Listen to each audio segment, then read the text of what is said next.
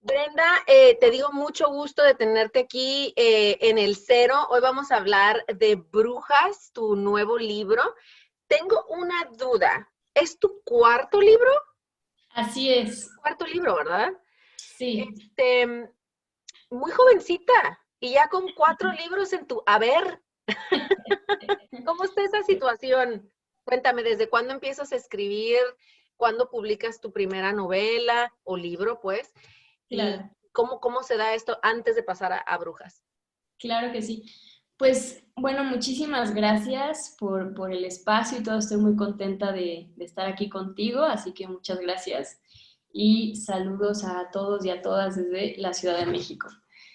Bueno, la verdad es, empecé muy jovencita. Yo creo que a varios nos pasa así, como que en la adolescencia algo pasa que te va como no sé si empujando o como llamando, ¿no? Hacia un lugar y pues bueno, en mi caso fue la lectura, ¿no? Más que nada. Y empecé mi primera novela, la verdad es que estaba muy chavita, o sea, la primera novela que escribí tenía 17 años, cuando la Ujú, escribí, 17, 18, ujú. y la verdad es que no me gustó el resultado, me pareció que, pues no sé, es muy chistoso, lo que me pasó es que los libros que yo leía me gustaban un montón, pero el que yo había escrito a esa edad no me gustaba como los otros, ¿no? Ajá. Entonces yo decía, ¿qué pasa? Aquí quiero hablar con el gerente, ¿no? Porque lo que yo hice no me gusta como lo otro. Y bueno, pues escribir es también una labor de muchísima humildad, ¿no? De entender y de saber que no tiene respuestas y de que hay mucho que aprenderle a quienes ya recorrieron esos mismos pasos que deseamos encaminar, ¿no? O experimentar. Entonces, pues bueno, en mi caso me puse a estudiar literatura, ¿no? A esa edad y me considero una estudiante perenne de literatura porque realmente me encanta y la misma decisión que tomé a esa edad la tomo ahora. O sea, es realmente algo que me encanta hacer, ¿no? Leer. Y bueno, pues empecé mi primera novela que se llama Todo Nada, más o menos al salir de la carrera, por ahí de los 23, y se publicó por ahí de los 25, 26. Entonces, digamos que empecé, pues, pues no sé si pronto, ¿no? No sé, siempre es bien relativo, ¿no? Ujú. Cuando empiezas. Pero ciertamente sí es algo que para mí, pues es mi vida, no sé, o sea, me ha salvado un montón de veces, también libros que he leído. Entonces, terminé hablándote un poco más de las cosas que he leído que de las que he escrito, pero bueno, digamos que empezó, pues sí, muy adolescente todo esto. Bueno, escribí Todo Nada, que fue mi primera novela, luego saqué una novela que se llama Cuaderno Ideal, Ujú. que es más como fragmentaria, y luego hice un libro de cuentos que traía muchas ganas de Sí. hacer, y bueno, Brujas, que salió en marzo de este año, que es Ajá. así que la que nos tiene aquí hoy. Exactamente. Brujas es una, ¿cómo? Pasan muchas cosas. Sí, yo me considero, a mí me encanta leer también, me considero, soy honesta, una lectora lenta. Claro, Soy de no, las que se regresa y a ver cómo, toma la nota y es así de, empieza a hablar con el libro, ya sabes. sí, A mí siempre me ha costado en ese aspecto así como que computar, ¿no? Pero me encanta. Aquí en Brujas hay un feminicidio ujú, y además está la cuestión de quién es una curandera y luego quién es una chamana y luego todo está como entre tiempos, entrelazado entre historias de las personas que están y entre ellas se empiezan a descubrir cosas de sí mismas al estar dialogando, ¿no? Más o claro. menos. ¿Me puedes Sí, decir cuál es la inspiración que surge? Yo siento, subjetivamente, que esta novela sí marca como una madurez contigo a través de o sea, siguiendo las otras tres. Entonces, mm, me interesa mucho preguntarte de dónde sale la inspiración para hacer esto de Brujas y sobre todo el énfasis en la palabra bruja y el lenguaje, ¿no? Que está escrito Claro, con mayúscula, ¿no? El claro. lenguaje. Claro que sí, Alejandra, con todo el gusto. Pues mira, mm, tenía muchas ganas, digo, como sabes, México es un país que tiene un promedio de 11 feminicidios al día, es un país muy violento contra las mujeres a muchos niveles. Ujú. Eh, entonces, bueno, claro, nosotras como mujeres nos cruzan muchísimas de estas violencias, ¿no?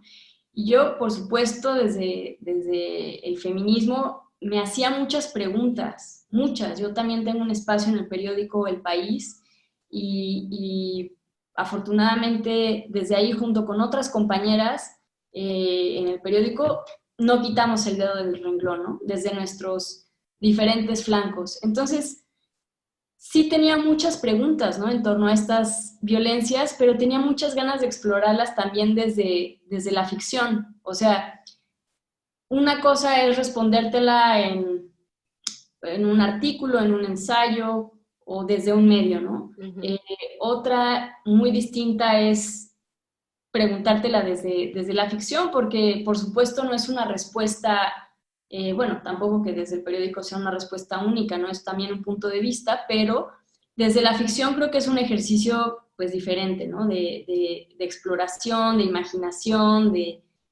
pero sí el punto de partida eran muchas de estas preguntas, ¿no? Por ejemplo, cómo se vive una violencia, por ejemplo, como una violación en el espacio del campo y en el espacio urbano, ¿no?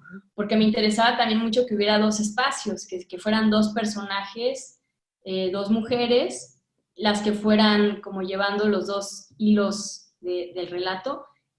Y una es ella, Feliciana, la curandera principal, que está en un pueblo ficticio llamado San Felipe, Ujú. y está, perdón, Zoe, que es la periodista, un poquito más, bueno, bastante más cuadrada, ¿no? Tiene su hijo pequeño, su pareja es heterosexual y bueno, es periodista, ¿no? Trabaja con el lenguaje también, pero desde otro lugar.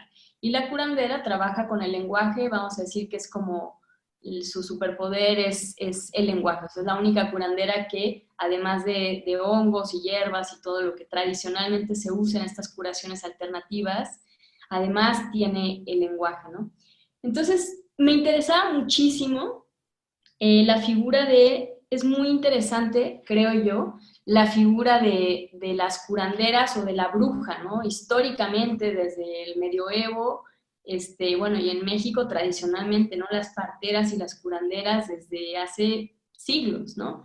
Y estas figuras de mujeres, digo que hay un estudio maravilloso, ¿no? De Silvia Federici, en el que habla sobre, por ejemplo, las brujas, digo, es que a mí me emociona y me gustaría compartírtelo un poquito.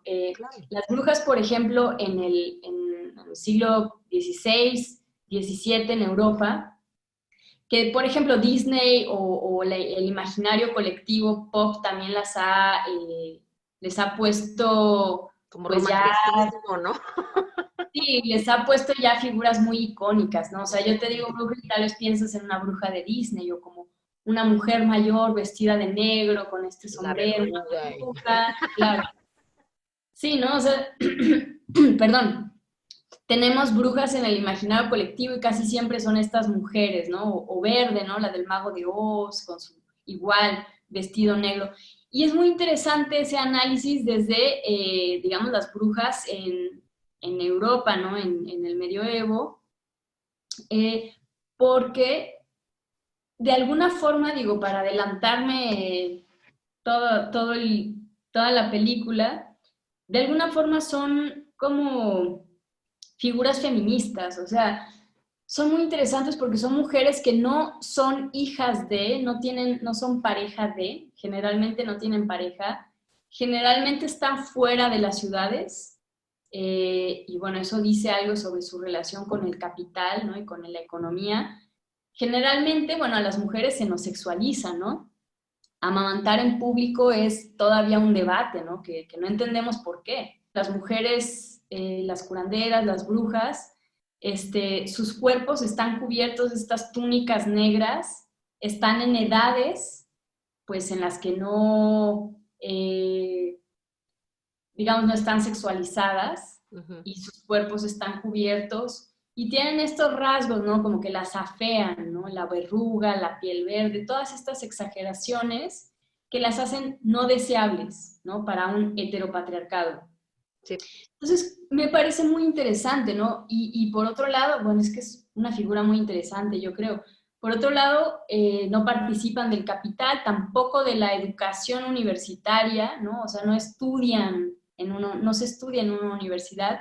Y hay un elemento ahí que me parece muy interesante, que es el de la intuición, ¿no? O sea, uno va, por ejemplo, con un médico cardiólogo, uno va con un médico, vamos a decir, gastroenterólogo. Pero cuando se trata de las curanderas o de los curanderos, tú vas con María Sabina o vas con una mujer porque ella tiene ciertas características que solo hace ella, ¿no? Que está muy relacionada con la intuición, ¿no? Que es algo que no se puede medir. Es como el carisma, ¿no? Digo, ahora que murió Maradona, a mí, digo, dejando de lado lo complejo que es como personaje, me llama mucho la atención el carisma que tiene, ¿no? En su actuar. Entonces, son este tipo de cosas que no tienen métrica, ¿no? Que no se miden y que sin embargo, la intuición pues también es un elemento muy importante, ¿no? Que hace que sea esta curandera y no otra con la que vayas, ¿no? Cosa que no pueden tener los médicos, ¿no? No Claro. es una cuestión científica, no es una cuestión, No, y el sentir, o sea, como dice también el libro, que hay una diferencia, bueno, curandera y chamana, pero que hay una diferencia porque no es nada más curar lo físico, sino también lo que hay dentro, ¿no? Que me parece claro. muy bonito y muy, muy mexicano. O sea, sí las tenemos en todos lados, pero como mencionabas tú, sí me parece muy mexicano, muy de adentro, muy de nuestra cultura y se me hace que eso nos vuelve o nos orienta hacia de dónde venimos y creo que eso hace mucha falta ahorita. Lo vi así. Sí, pues bueno, te digo, me interesaba muchísimo que fueran mujeres, encontrar cómo podría ser hoy en día una mujer muy poderosa, que no fuera un poder desde el dinero, porque esa historia ya nos la sabemos, ¿no? Y creo que es muy compleja hoy en día, ¿no? Poner a una figura que es súper poderosa porque tiene mucho dinero, bueno, ¿a costa de quién, no? Explotando a quiénes. O sea, creo que hay un tema en donde el poder implica que otros no tienen ese poder, ¿no? Una mujer poder, bueno, en fin, creo que me estoy metiendo en un terreno pantanoso, pero lo que sí, en lo que sí, digamos, me siento o quisiera decirlo con más firmeza, creo que el poder del dinero es más complejo hoy en día, ¿no? Y sobre todo no quería buscar una historia por ahí, sí quería que fuera una mujer, pero digamos una Citizen Kane, pero mujer, ¿no? Como una petrolera o algo así, o vamos a decir, en México me hubiera encantado quizás el personaje de una mujer aguacatera que fuera realmente millonaria, ¿no? Pero hay algo en el dinero que no me es suficiente y que me parece muy complejo y complicado y no me interesa como historia. Entonces, buscando en este tipo de cómo hacer este poder, yo pensaba, bueno, una mujer, ¿qué tal que su poder es el lenguaje, ¿no? Es una curandera que su poder es justamente el de las palabras, ¿no? Y gente con sí mucho poder económico o con mucho, vamos a decir, bueno, sí, capital o artistas. Yo me imaginaba que Prince y Tom York venían a verla a la sierra en México y se tomaban foto con ellas y se tripeaban con sus hongos, y me imaginaba que todo mundo, ¿no? Que Cuarón venía con ella, que absolutamente todo mundo pasaba por ella, ¿no? Que fue algo parecido a lo que pasó con María Sabina en México en los 70s, ¿no? Que venía el banquero más poderoso de Nueva York en los 50s, el hombre que fundó Chase, era un banquero que estaba metido en la Sierra Mazateca con María Sabina, ¿no? Entonces hay algo en esas figuras que yo digo, puta, ahí hay una historia, ¿no? O sea, Claro. qué maravilla esos contrastes y cómo hay un lugar en donde esas fronteras se desdibujan, ¿no? Tanto culturales, lingüísticas. Pues María Sabina hablaba mazateco, ¿no? Y bueno, el banquero evidentemente solo hablaba inglés. Entonces, ¿cómo se borran estas fronteras, estos poderes, en fin, cómo hay un punto en el que quiero pensar el lenguaje es el poder máximo, ¿no? O sea, quiero pensar que ese sí es poderoso, ¿no? Mucho más que el dinero. Y cómo hacerlo, pues fue un gran reto, ¿no? Y tal vez suena pretencioso en este momento al decirlo, pues porque, pues cómo, ¿no? Ahora sí que cómo haces eso. Pero pues creo que para eso está por suerte la ficción, ¿no? Y para eso por suerte puedes soltarte y para mí pensar ese personaje y sentirlo y estar ahí adentro, fue hermoso, fue realmente increíble, o sea, una gran decisión, o sea, no sé mucho del resultado, pero de estar ahí, del proceso de hacerlo, puedo compartirte que fue así una increíble decisión, o sea, ver la noche a través de ella, nombrar las cosas, las explicaciones, en fin, fue un ejercicio de una enorme libertad, ¿no? Y a muchos niveles también, o sea, nivel lingüístico, por ejemplo, una mujer mexicana de un pueblo originario, curandera, ¿no? ¿Cómo habla? Yo no podía, viviendo en una ciudad, trayendo mi sudadera de Safo, que no sé si la puedes... Sí, la parte de abajo está muy padre, ya, nomás veía lo amarillo. Muy padre. La hice yo. ¡Ah, mira! Bueno, Multitalento. bueno, pues o sea, yo sentía que no podía apropiarme de una lengua de un pueblo originario, pero por suerte es algo que la ficción nos permite imaginar. Entonces no es que Feliciana hable como, por ejemplo, mazateco o mixteco.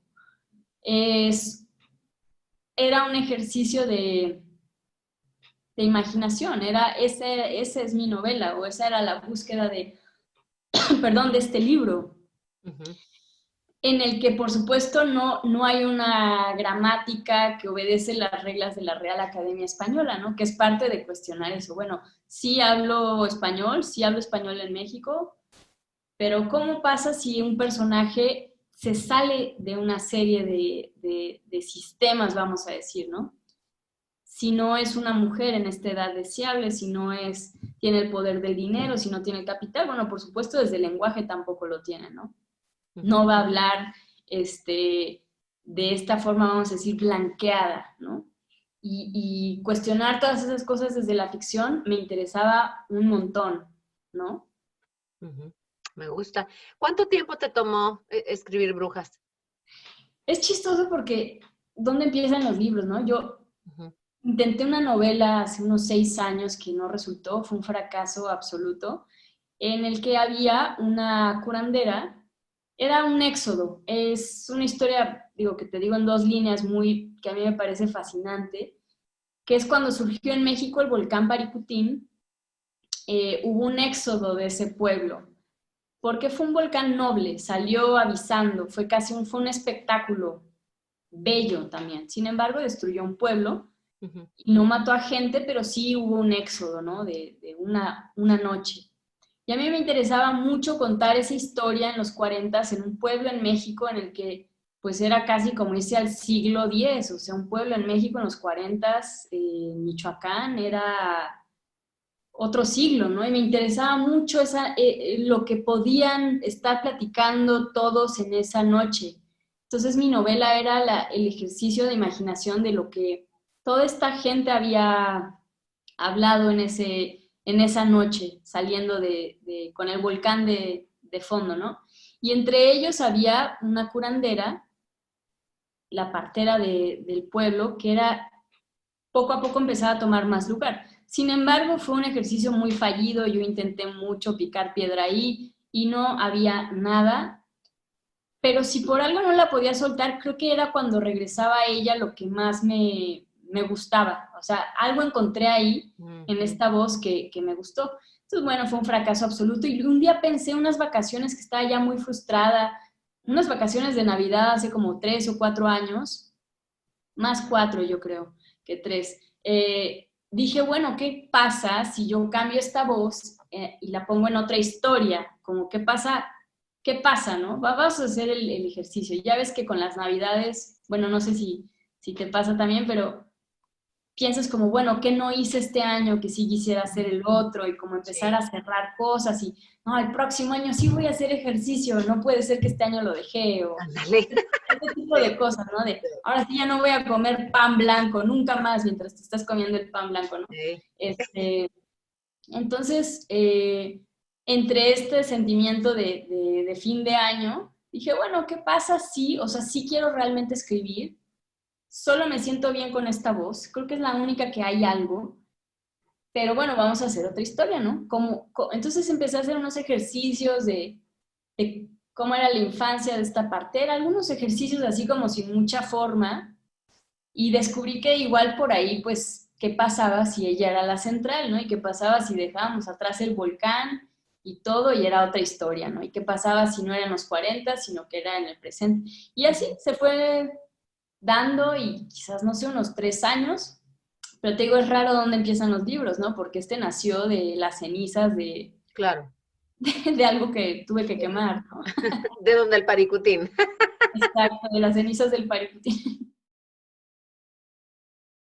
Oye, Brenda, tengo curiosidad. Al utilizar términos y meterte en cuestiones, es que ni siquiera sé cómo nombrarlas, em, como el heteropatriarcado y hablando de la violencia hacia la mujer, cuestiones tan sencillas como amamantar y ser, alzar la voz en esas cuestiones y mencionarlo y luego tocarlo en tus libros en general, pues hay mucho hate, ¿o no?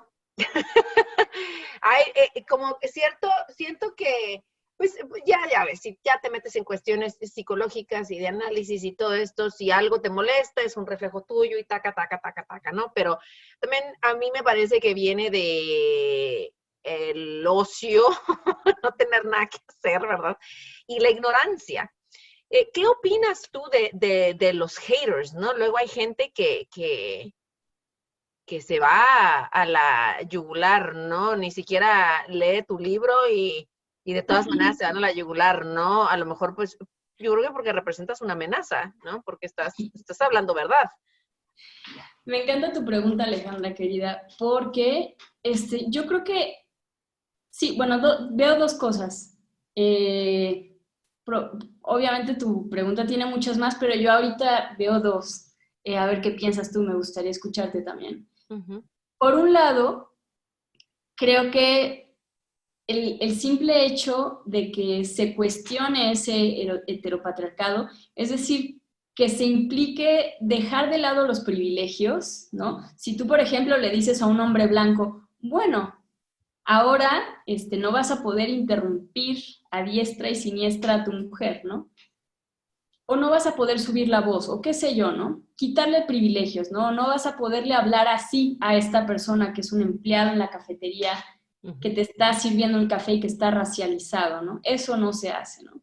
Entonces, quitarle estos privilegios y, bueno, irte más atrás, ¿no? Ahora quizás, ¿no? De entrada vas a tener este puesto o quizás de entrada vas a competir igual que esta otra mujer por ese puesto alto, ¿no? En fin, todo lo que implica que, bueno, es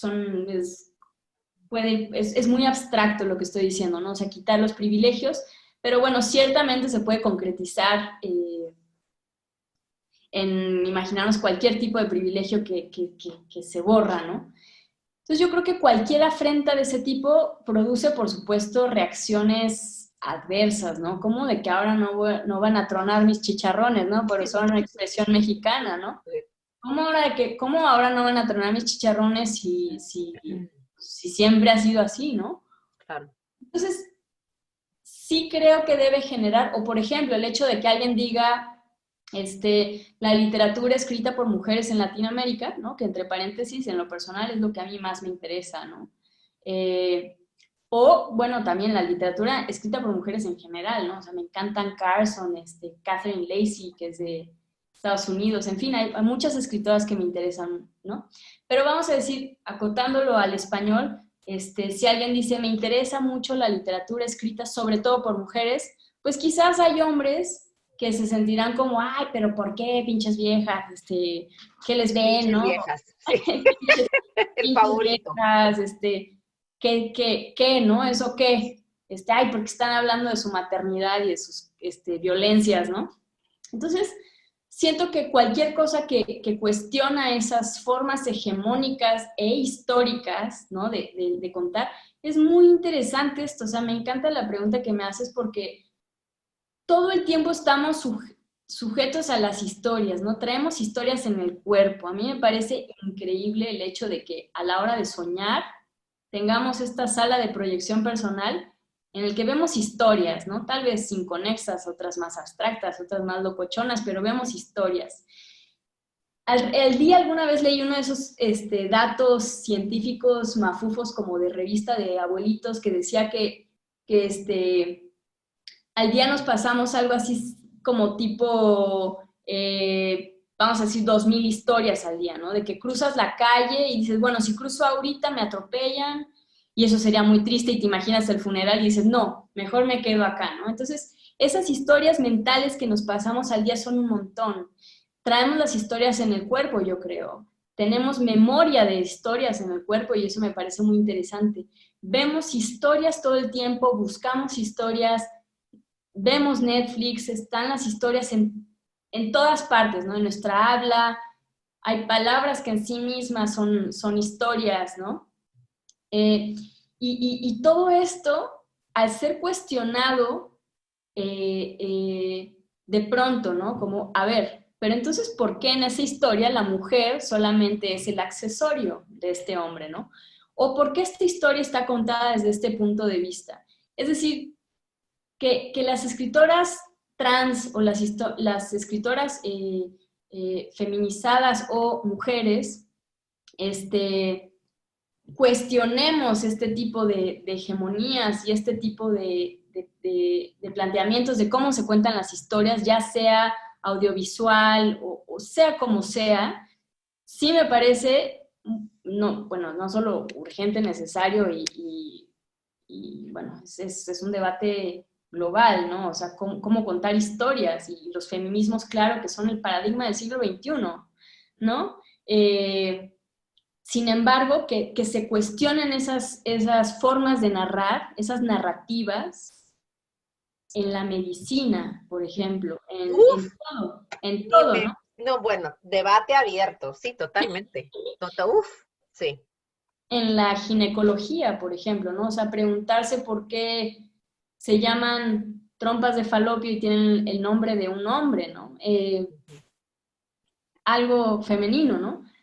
Que se llame, qué sé yo, aparato reproductor, mientras que no se nombra el placer, ¿no? O sea, las mujeres no somos máquinas de bebés, no es nuestro aparato reproductor, no es únicamente nuestro aparato reproductor. En fin, ya me estoy yendo por una tangente, pero quiero decir, cuestionar todas estas narrativas, ¿no? Que no necesariamente son historias, pero sí son narrativas, y cuestionarlas desde cualquier flanco, sí lo creo muy importante, y te pido una disculpa porque quizás ya me fui por otro lado y no me fui Está otra cosa. bien, no, está bien. Y aterrizando, porque para que veas que entrevisto como Leo, y estoy viniendo, No, eh, por favor, adelante. volviendo a Brujas, ¿vemos algo de ti en Zoe o soy yo?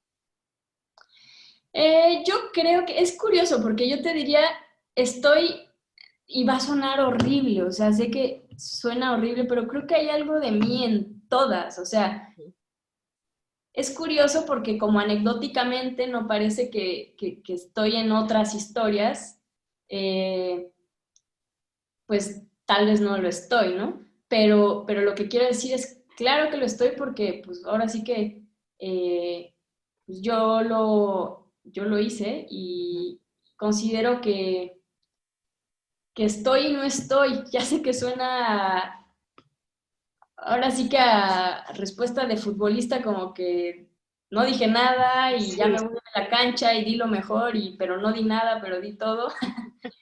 Este, me recordó un poco como Arjona, típica respuesta de exacto. Arjona, ¿no? Espero no haber sonado como Arjona, pero, pero pues sí, creo que estoy y no estoy. Creo que Ajá, estoy tanto en Zoe como estoy en Feliciana.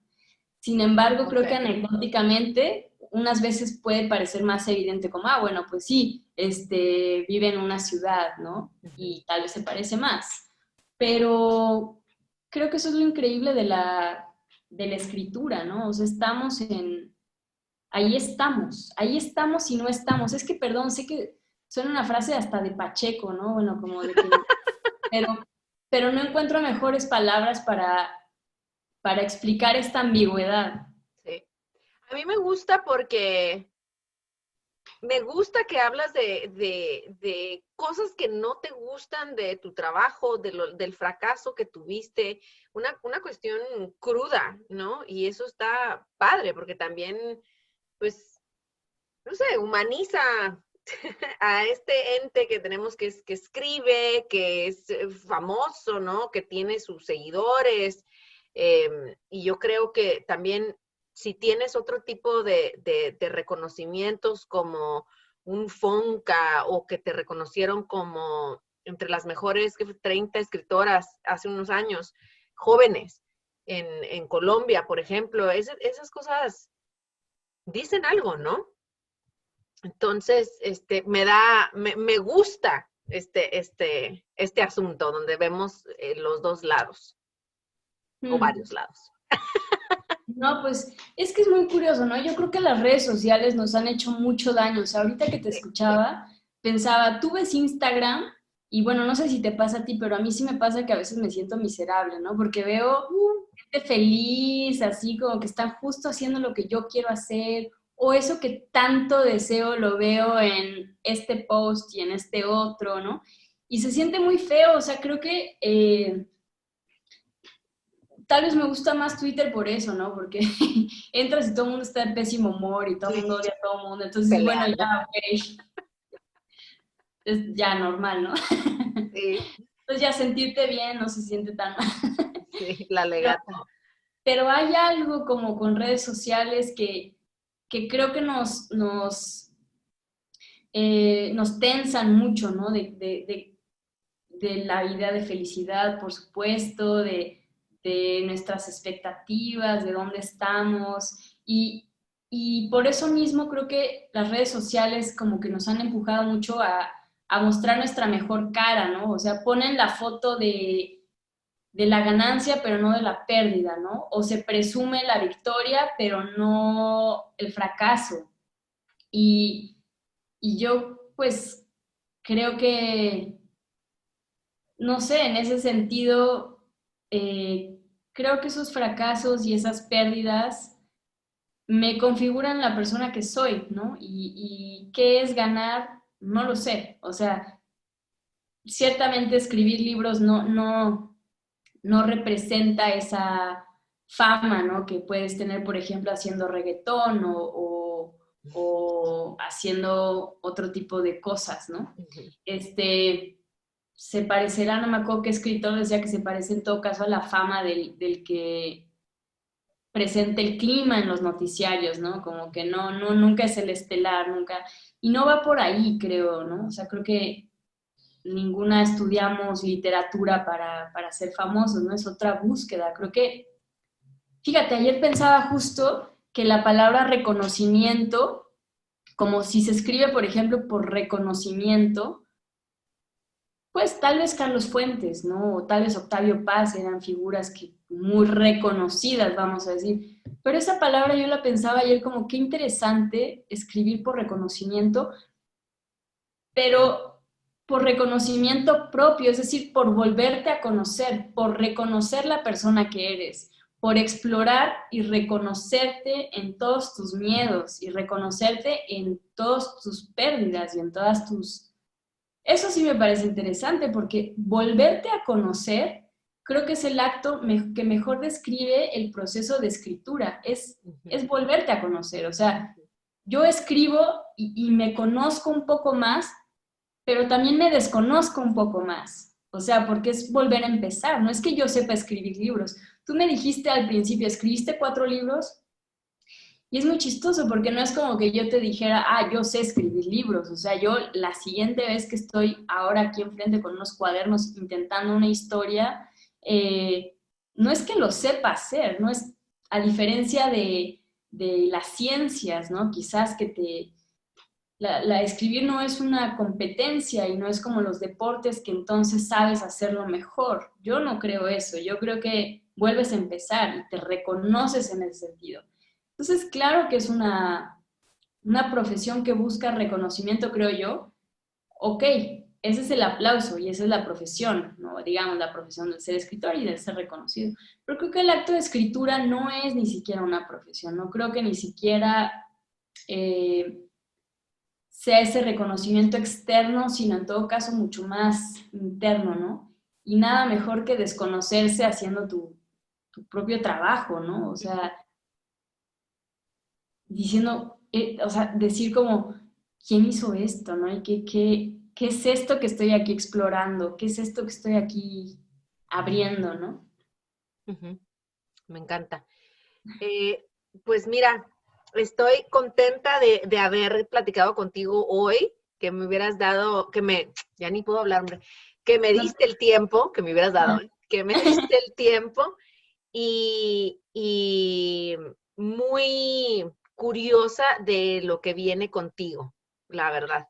Y quiero recomendarle a todos que lean Brujas, qué mejor que leer una novela de ese año, ¿no? O sea, una novela así nueva, un libro nuevo, es así como, qué bien. Y, y te deseo muchos más conversaciones y debates, porque me parece que pones conversaciones sobre la mesa y está envuelto en, como mencionas, esta situación de la ficción, en este caso de Brujas, pues esta representación, otra vez volver a nuestras raíces y es complejo, pero a la vez está padre y hay que hacerlo. O sea, y es pues es eso, es poner conversaciones y debates sobre la mesa. No me parece que sea nada más, un libro y ahí léelo y disfruta y jaja. O sea, me parece que va a una cuestión más profunda y eso lo admiro y creo que necesitamos más personas que lo hagan. Creo que las artes eh, ponen el diálogo en la mesa y luego viene la reflexión y todo lo demás. Y pues no cualquiera, la verdad. Entonces, está padre. No, Alejandra, pues te agradezco al contrario muchísimo tu tiempo y el tiempo que le diste a mi libro, te los agradezco de corazón y pues este espacio más bien ojalá que nos volvamos a ver y ojalá, si así lo quiere la vida, que nos veamos en persona en la próxima vez, ¿no? Sí, caray, ojalá y sí. O sea, echémoslos al 2021, que luego la Por gente cree favor, que es como una varita, ¿no? 2021 ya se acabó todo. por favor, sí, yo no sé cómo, pero ojalá que sí. Yo sí extraño mucho la parte física de verse en persona, ¿no? Y Ujú. hacer todo esto en persona. Ojalá que así sea el próximo año. Sí, decretemos y esperemos que sí, que nos toque pronto y que sea en persona. Claro que sí, Alejandra. Pues muchísimas gracias por tu tiempo y por el espacio que me diste a mí y a mi trabajo, de verdad. Muchísimas gracias.